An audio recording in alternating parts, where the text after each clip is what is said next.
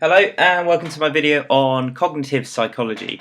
As I've said in my other videos, this is mainly targeted towards the AQA A-level, but would be applicable to other A-levels and general interest. Like I've done on the rest then, we'll start with what the specification actually says you need to know. So if we look there, it's the second bullet point down, the cognitive approach. So you need to look at the study of internal mental processes, the role of schema, the use of theoretical and computer models to explain and make inferences about mental processes, and the emergence of cognitive neuroscience. So I'm going to focus mainly on those key terms because that's generally what you're asked questions on, and as well as that some evaluations from AO3. So getting into it then, the cognitive approach. Okay, so cognitive psychologists, they look at humans in a particular way, and they focus mainly on what they call the internal mental processes. Okay, so what this means is what's basically going on in the brain, in the mind, when we are exhibiting particular behaviours, when we're thinking about things. You've got a list of terms there: thinking, perception, memory, attention, processing, retrieval. So it's basically what's going on in your brain, not necessarily the biological side of that. Although there is certainly there are links, but we'll look more at biopsychology in a further video, and you need to know the biological approach to psychology as well. But when we talk about cognitive psychology, it is these mental processes. So what are you doing when you are thinking? What are you doing when you are trying to remember something or trying to recall something? How are you taking in the world? Where's your attention?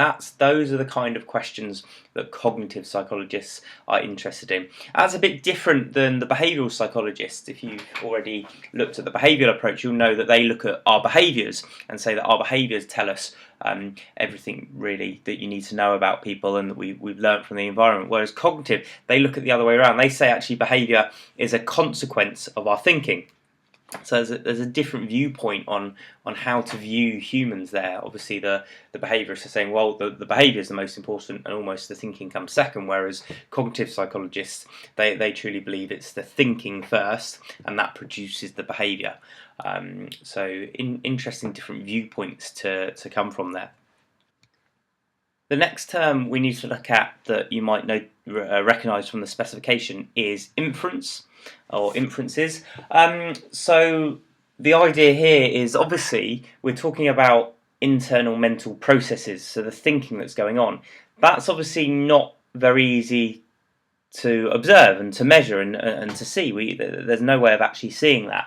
And so what we have to do instead of if we compare it to the behaviourist approach, behaviourists can see the behaviours, and so they can make replicable measurements. They can make conclusions based on what they see, whereas the cognitive psychologists haven't got that luxury.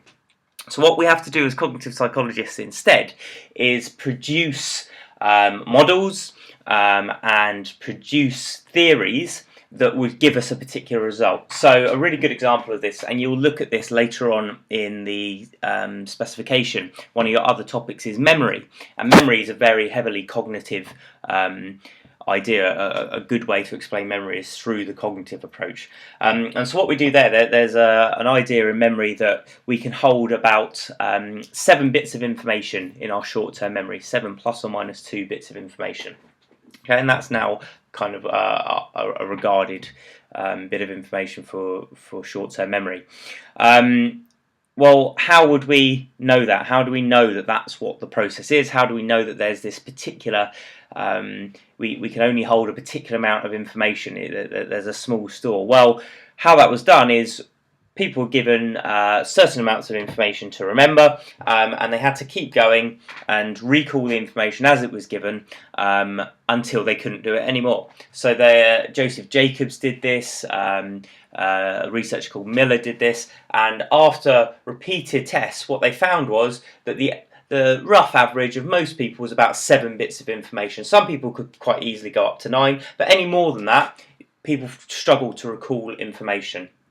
Okay, so we haven't actually seen this store that's actually a physical place in the brain, but the fact that most people could only remember about 7 bits of information means that we can make an inference, we can reach a conclusion that there is a store that only has a limited capacity in short-term memory, and it is about 7 bits of information. So that's what an inference is. It's a conclusion made through theories and testing those theories. Another way that we make these inferences is actually the cognitive approach was quite heavily linked to computers. If you've looked at the origins of psychology, that might have come up then. So it was around the 50s. Computers were becoming more people were kind of used to the terminology, started getting towards home computers, and so cognitive psychologists borrowed basically the terminology used there. So if you think about memory, for example, as I said, memory is a good cognitive thing to look at. Well, we can view human memory a bit like a computer's memory. So you have an input. Okay, your computer input is a keyboard or a microphone. You're putting something into the system. Well, much like humans do. So we have inputs, don't we? And we have 5 inputs. We have our senses. We take information in from the environment via how we sense them, we hear them, we see them, etc. So they both have an input, the cognitive psychologists say. We then have some sort of storage. So you have that input, and in the computer, you've typed your information into your word processor, and you store that information. You hit save. Well, again, the cognitive psychologist said that, well, that's almost a little bit like what human memory is like. We have these stores that we can store this information short term or long term. We'll come on to schemas in a second. So we have this storage. And then with computers, you have an output, don't you? So you've typed something and you might print it out. So we then, humans, also have an output. So it's either recalling that memory. And again, we might explain an event that we've seen, and that links into eyewitness testimony. Again, another topic that you'll look at in the memory topic. So this term inference has a big role to play in cognitive psychology, mainly because of the fact that obviously we can't necessarily see these thinking processes. We have to make inferences. We come up with hypotheses and theories. We can come up with computer models. And again, in the memory topic, you will actually see models that different researchers have made. Pictorial model, that's quite common in the cognitive approach. These models are made into pictures, and it allows us to kind of visualize these processes that are happening in the mind. So that's the idea of inference. The next part to look at, and I did just mention that, is the idea of schemas. And schemas are kind of known as a framework of information or packets of information. So again, using the computer analogy, they're a bit like your folders on your desktop on your computer. So the idea is that in our minds in our brains we have these schemas. And you develop these as you go through life. So as a child, you'd have very few schemas, but as you experience the world and experience different things, your schemas develop, and you get more and more. And obviously, someone that's maybe an engineer, their schemas will be heavily tailored towards engineering, whereas someone else who's a sportsman, theirs would be more tailored towards sports. We all have, well, most of us have quite similar schemas. So if I said the word summer, your summer schema should then open. And you should be able to recall things that are associated with the summer. Hopefully sun. If you're in Britain, rain.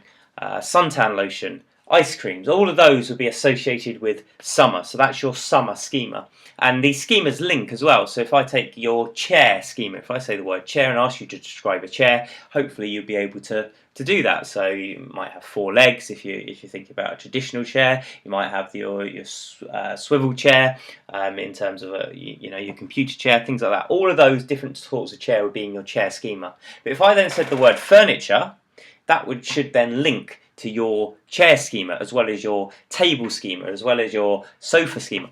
Incidentally, your sofa schema may actually be in your chair schema as well. So this idea of a schema is these packets of information, and we develop them as we go through life, and they can change. They're not stable, but similar people brought up in similar environments will have similar schemas. Again, as I say, a British person's summer schema should include rain, whereas someone who's maybe, I don't know, in the south of France, their summer schema would be more sun orientated. Okay, and then the last part that we need to look at, and the key term, again, that was in the specification, is cognitive neuroscience. And so this is the link, and this is really interesting kind of, it's still being developed at the moment, lots of research going into this, but it's basically the link between this cognitive side of things that I've just described to you there, with all the thinking, the memory, attention, all these processes, but linking that to the biological, the neurological side of it. So what neuro is kind of brain. So looking at actually what brain areas are associated with different things. So when you're perceiving information, what areas of your brain is that connected with? And so as I said, this has got quite far-reaching applications potentially. If we find out more about cognitive neuroscience, we could potentially help people with depression or schizophrenia or OCD if we're seeing what areas are maybe lit up when their symptoms are perceived as being worse. We could potentially develop drugs or other treatments to help that. So it's a really interesting area, not just obviously mental health, which tends to be fairly negative, but obviously the positive side of things. So mindfulness, what are people doing when they're relaxed? There's research into kind of optimism and flow and really kind of positive things, and we can look at the brain areas that are associated with that and try and encourage that for living a better life. So cognitive neuroscience is it's the link between the cognitive approach and the biological approach. So it's looking at the biological structures linked to when we're thinking, to when we're perceiving, when attention's happening.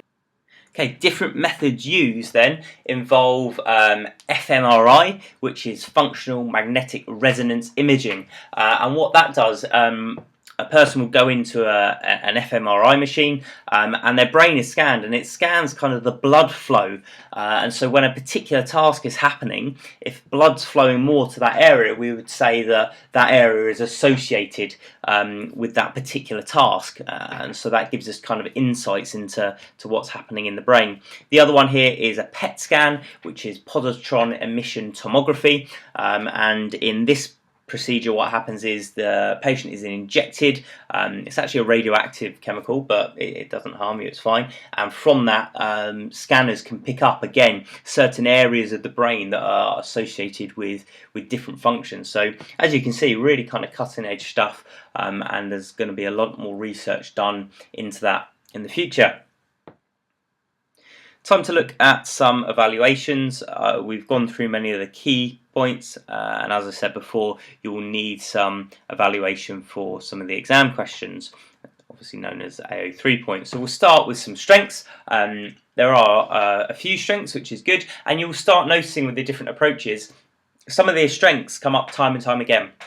And that's fine, but you need to make sure obviously you're applying the particular strength to the particular approach. So I've mentioned applications, real world applications as a strength before in the social learning theory. And again, it is a strength here for the cognitive approach, but you need to say why and how it's a strength for the cognitive approach. So for this specific example, it's treatments to psychopathology. They tend to be cognitive based. So cognitive behavioural therapy is a really well used, it's got some good results, therapy in terms of treating mental health disorders, specifically with CBT depression. You'll also look at OCD. Again, this is another crossover with other parts of the course. So when you look at abnormalities and psychopathology, you'll look at different disorders and how they are treated with different methods, and one of the treatments is cognitive treatment. So it aims at changing what they see as incorrect or faulty thinking processes, and obviously if you believe that the disorder is caused by people thinking in the wrong way and you can change that thinking, then there's a chance that you'll be able to treat that disorder, and so you'll see that with OCD. So that's a strength of the approach, that backs up the approach. If people are getting better based on a treatment that is based on the theory, then that suggests the theory is correct, and so that's a really good approach. I've also got here is also used in AI, artificial intelligence. Again, really kind of cutting edge stuff. The cognitive approach is looking at how humans think and processing. Well, if we know more about that, we can potentially replicate that in computers, and that's again another big area of development at the moment that psychologists and lots of people, Apple and Google, are really interested in looking at kind of these thinking processes and can we map that onto computers. So applications, that's one Strength. Another strength is the use of the scientific method. Again, this will come up when you're looking at the memory topic. Lots of lab kind of studies done using the cognitive approach and cognitive theory. So that again backs up the approach, the fact that it's scientific, it's observable, it's replicable, and it's not just subjective opinion. There are potentially objective answers here from the cognitive approach, and again that backs it up. So if you can use those examples, which you will know kind of later on in the course, you can bring that back when answering approaches questions, and that would be a really good thing to do. And finally, I've got here that is less deterministic. If that's in relation, and again, this is a really good thing to do with the approaches topics. If you can compare one approach to another, that's a good way of evaluating it. So if we look at the behavioural approach, that's quite deterministic. It says that really your behaviours are going to be determined by your environment. So if you're brought up in an aggressive environment, the behaviourist approach would say you'd be aggressive. Well, the cognitive approach doesn't take that view, obviously, because it's not looking at behaviour as much, it's looking more at thinking. So there's a bit more free will there. It says that you're free to choose your own thoughts. You might look at an aggressive act and think, well, that's not how I want to behave. I want to behave in a different way. So I'm not saying it's not deterministic, but when I mean less deterministic, that's in relation to maybe some of the other approaches. Again, a good thing to do if you're evaluating approaches, evaluate them against other approaches, and the issues and debates come in as well, and we'll talk about that a bit later on: nature versus nurture, free will versus determinism, etc. Okay, there are some issues with the approach, however, and one of those is what's known as machine reductionism, and this suggests that, well, okay, we're looking at thinking, and actually you're looking at models and computer models. Well, actually, should we be doing that if we're looking at humans? And actually, humans obviously act and think and process very differently to computers. And that might be lost a little bit in some of these theories. So if you've got these models, these pictorial models with boxes and things like that, they're not actually in the brain. And so can we actually start describing human thinking using these models that aren't really there? That's the real issue. That's this machine reductionism. So again, if you can use something specific, that's really good. So I've used the example here of forgetting. So memory, as I said a couple of times, quite a cognitive process. If you look at forgetting, people forget all the time. And when you look at the eyewitness testimony topic, people's memories can actually be quite poor and inaccurate. Whereas with a computer, really, if you save a file, it's going to be there, unless there's been some sort of correction, but it doesn't happen that often, whereas humans forget very often. You must have walked into a room to get something and instantly forgot what it was, or be certain distance from your house and then you remembered you've left something at home. Okay, that happens quite often with humans, but less often with computers. So this machine reductionism said, well, we might be reducing, hence the reductionism side of it, reducing human thinking and processes and behaviour down to explainable models that don't represent the processes that are actually happening. So that's the issue there. Okay, the next weakness is the fact that emotion and motivation may be partly ignored in the cognitive approach. The cognitive approach is very good at telling us how something is happening. So I can tell you how, from behavioural models, how someone is remembering a bit of information.